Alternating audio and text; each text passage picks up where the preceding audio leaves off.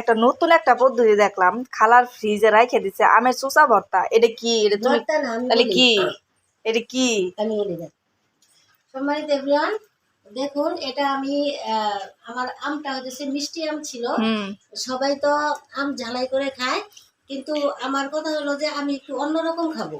অন্যরকম খাবো বলতে আমটা যে ছিলছি, আমের যে খোসাটা আছে একদম মিষ্টি, এটার আমি একটু আলাদাভাবে মরিচের মরিচ ভেজে, কালিজিরা ভেজে, মরিচ ভেজে এবং কি লবণ দিয়ে এবং কি আবার কালিজিরাটা গুঁড়া করে এটার মধ্যে দিচ্ছি। মানে ফাঁকি দেওয়ার করছিলা? পরে হ্যাঁ, ফাঁকি করে এটার মধ্যে দিছি।